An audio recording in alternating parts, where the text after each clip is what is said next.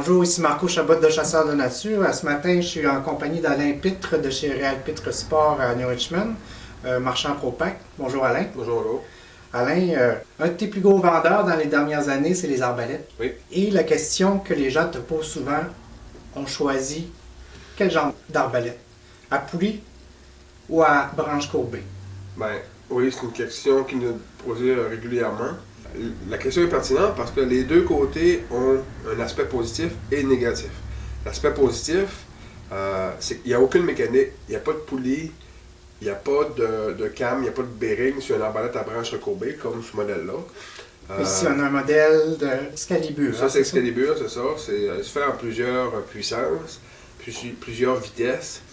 Le gros point, comme je disais, c'est pratiquement pas de mécanique.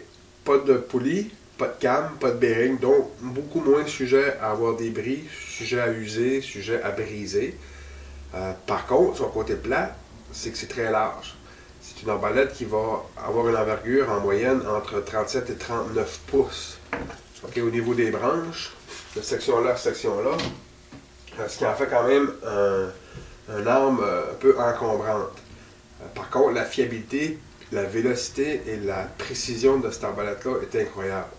À 150 pieds, on peut mettre 5 flèches en dedans de 5 pouces, là, qui est quand même très intéressant.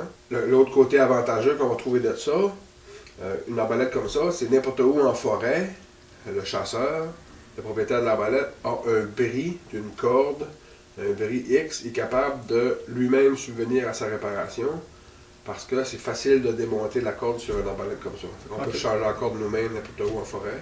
Ensuite de ça, au niveau de l'armement et le désarmement, on peut armer une arbalète comme ça pour pouvoir la désamorcer, la décharger, c'est possible sans effectuer un tir. Oui, c'est un gros reproche que les chasseurs font à plusieurs arbalètes. Oui, c'est ça.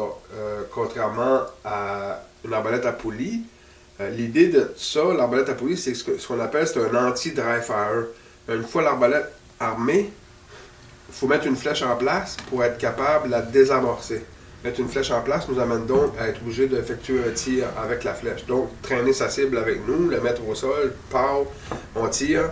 Contrairement à celle-là, on est capable de faire un mouvement, de tenir la corde d'armement en l'air. On appuie sur la détente, on est capable d'aller ramener. OK. Ça, c'est un gros point positif. Le côté négatif à ça, pourquoi que les arbalètes à poulie, les compagnies d'arbalètes à poulie font qu'il faut être armé avec une flèche, c'est pour protéger le système. Dans le sens que si sur un moment d'inattention, en situation d'adrénaline, exemple, on craint l'arbalète, on l'arme, on lève en l'air, puis on appuie sur la détente, si on a oublié de mettre la flèche en place, elle ne partira pas. OK, il y a un dispositif qui... C'est ça.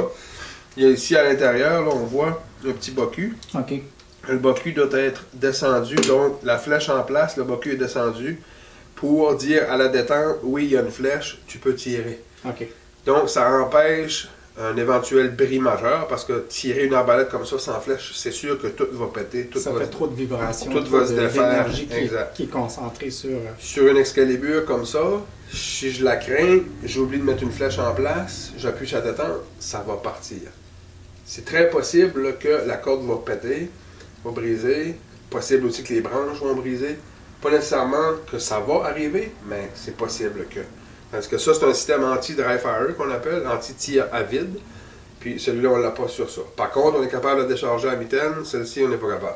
Avantage, désavantage. L'autre gros avantage d'une arbalète à poulie, c'est sa largeur. Si vous remarquez, ce modèle-ci, bon, là, on est allé à l'extrême. C'est un modèle qui est nouveau, la Turbo XLT de 10 points. On a 13 pouces et demi entre les deux essieux, qui est très étroit. Versus, tantôt, je parlais entre 37 et 39 pouces d'envergure dans une arbalète à branche. Donc, pour faire de la chasse fine avec une arbalète, n'oubliez pas que c'est quand même gros à traîner avec soi, tandis que ceci, c'est beaucoup plus compact pour traîner en forêt une journée de temps. Comme moi qui fais la chasse à l'approche en pleine forêt, une arbalète comme ça serait plus avantageuse. Au niveau de la précision, on parle de... Je vous dirais que dans la série à poulie, il faut faire un peu plus attention de s'assurer d'investir le montant qu'il faut pour aller chercher le maximum de précision possible. Ce que je veux dire par là, c'est il ne faut pas s'attendre qu'une arbalète faite en Chine à 399$, qu'on voit souvent dans les magasins, va grouper aussi serré qu'une arbalète comme ce modèle-ci qui frôle les 1000 $. Si on veut maximum performance, faut penser à investir un peu plus comme un modèle comme ça. La plupart des garanties sur les arbalètes, maintenant, on va prendre comme Excalibur, on a une garantie de 5 ans. Tout bris de fabrication. Tantôt, je parlais d'un tir à vide. Si on a la bad luck de faire un tir à vide, puis que le système se détruit, que ça pète, c'est sûr que les compagnies ne nous backeront pas la garantie. Par contre, les frais vont être minimes. Sur une 10 points, on a une garantie à vie sur tout défaut de fabrication, excluant les branches, les cordes et les câbles. OK. Pour les arbalètes, ça résume un peu, peut-être pour aligner le consommateur, pour faire un choix sur branche, pas branche. Il y a plein d'autres choses qui peuvent être qui pourraient être regardées plus en profondeur, mais je pense qu'en venant nous voir, on pourra être capable de tout vous montrer ça plus en détail. Parfait. Je te remercie beaucoup, Alain. Ça fait plaisir.